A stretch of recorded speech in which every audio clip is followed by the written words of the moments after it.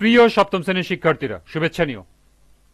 আজকে আমি তোমাদের গণিত বিষয়ের নতুন বই থেকে প্রথম অধ্যায় এর অনুশীলনী 1.2 এর নমুনা প্রশ্ন থেকে সংক্ষিপ্ত উত্তর প্রশ্নের সমাধান করে দেব। প্রথমে তোমাদের বলবো, যারা আমার চ্যানেলটি সাবস্ক্রাইব করো না তারা আমার চ্যানেলটি সাবস্ক্রাইব করবে এবং আমার সাথে থাকবে। তাহলে চলো আমরা ক্লাস শুরু করি। অনুশীলনী 1.2 নমুনা প্রশ্নের সংক্ষিপ্ত উত্তর প্রশ্ন। ক, দুটি ক্রমিক সংখ্যার বর্গের অন্তর 37 হলে সংখ্যা দুটি নির্ণয় করো। অর্থাৎ দুটি ক্রমিক বর্গ সংখ্যা আছে যাদের বর্গের অন্তর হলো 37, সংখ্যা দুটি নির্ণয় করতে হবে। তো চলো এখন আমরা ক এর সমাধান দেখি। তাহলে মনে করি একটি সংখ্যা পি, যেহেতু ক্রমিক সংখ্যা তাহলে অপর সংখ্যাটি অবশ্যই পি যোগ 1 হবে। তাহলে প্রশ্ন অনুসারে আমাদের কি বলছে, দুটি ক্রমিক সংখ্যার বর্গের অন্তর, তাহলে বড়টি হলো পি যোগ 1 এটির বর্গ বিয়োগ ছোটটি অর্থাৎ পি স্কোয়ার, বর্গের অন্তর হলো 37, এটা প্রশ্নানুসারে অর্থাৎ প্রশ্নে দেওয়া আছে। তাহলে এটাকে যদি আমরা ক্যালকুলেশন করি, পি যোগ 1 এটাকে যদি আমরা এ এবং 1 কে বি ধরি, কল্পনা করি, তাহলে হচ্ছে এ প্লাস বি হোল স্কোয়ারের formula. A plus B whole square সমান সমান আমরা জানি কি, A square plus 2ab plus B square. তাহলে এ স্কোয়ারের জায়গায় আমাদের পি স্কোয়ার লিখতে হবে যোগ 2p, বি হলো 1 গুণ করলে 2p হয় এবং 1 স্কোয়ারকে গুণ করলে 1ই হয়। আর এখানে আছে মাইনাস পি স্কোয়ার সমান সমান 37। এখানে যদি আমি minus P square plus P square কাটাকাটি করে দিই, তাহলে আমাদের থাকতেছে 2p যোগ 1 সমান সমান 37। এই 2p যোগ 1 সমান 37, তাহলে 2p কে যদি রাখি, 1 কে যদি আমরা এই পাশে দিই, 37 বিয়োগ 1 মানে 36। তাহলে p সমান সমান হচ্ছে 36/2, কারণ এখানে p 2 গুণ আছে, এ পাশে চলে আসলে ভাগ হয়ে যাবে। 36 কে 2 দিয়ে ভাগ করলে হয় 18। তাহলে একটি ক্রমিক সংখ্যা 18, অপর ক্রমিক সংখ্যাটি 18 যোগ 1, আমরা ধরে নিছি p যোগ 1, তার মানে 18 যোগ 1 19। তাহলে নির্ণয় দুটি ক্রমিক সংখ্যা হলো 18 ও 19। এটি হলো ক এর উত্তর। খ নম্বরে আছে √32/54 সংখ্যাটি মূলদ সংখ্যা কিনা যাচাই করো। তো চলো এখন আমরা খ এর সমাধান দেখি। √32/54, তাহলে আমরা √32/54 এর রুটওভারের ভিতরে কিন্তু 2 দিয়ে কাটাকাটি করতে পারি। 2 দিয়ে কাটলে 27 দুগুণী 54, 16 দুগুণী 32। তাহলে আমাদের আসতে 16/27।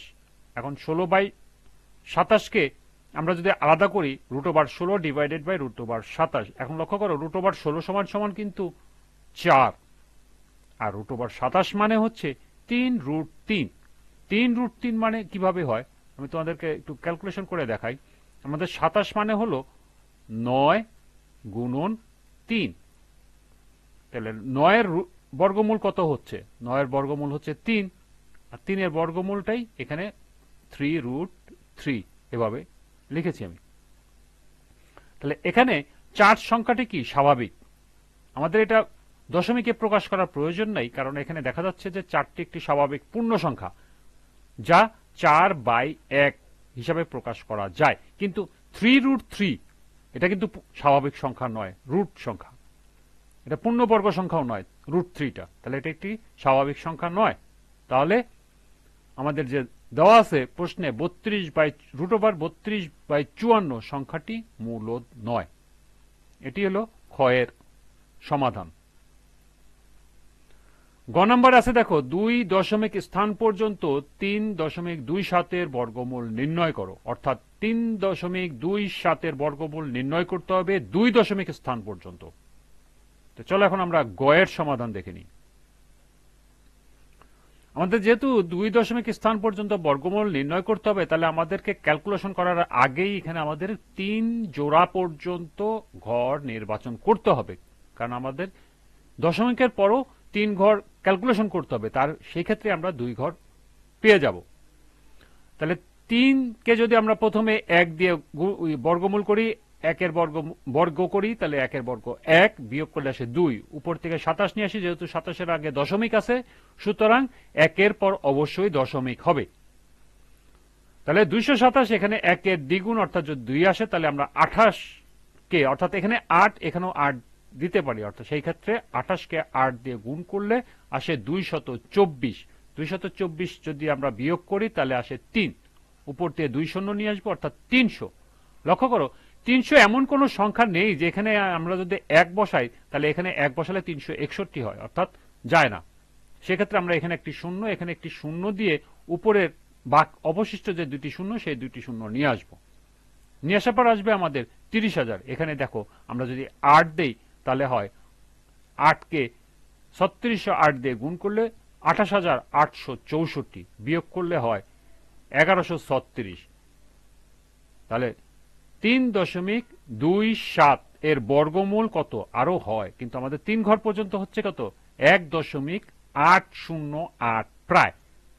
তাহলে আমাদের 2 দশমিক নির্ণয় করতে হবে, তাহলে আমরা ক্যালকুলেশন করব 3 ঘরে 5 বা 5 এর উপরে আছে কিনা। আমরা এখানে দেখতেছি 3 নাম্বার ঘরে আছে 8, তাহলে আমরা সেই ক্ষেত্রে কি করব, এই দ্বিতীয় ঘরে শূন্যের সাথে 1 যোগ করব, অর্থাৎ 8 1 হবে।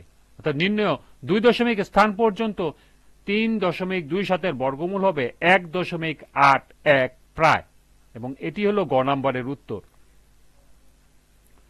সর্বশেষ ঘ নাম্বারে আছে দেখো 39টি চারা গাছকে কত সংখ্যক সারিতে সাজানো যাবে তা নির্ণয় করো। অর্থাৎ 39টি চারা গাছকে কত ধরনের সারিতে সাজানো যায় সেটা নির্ণয় করতে হবে।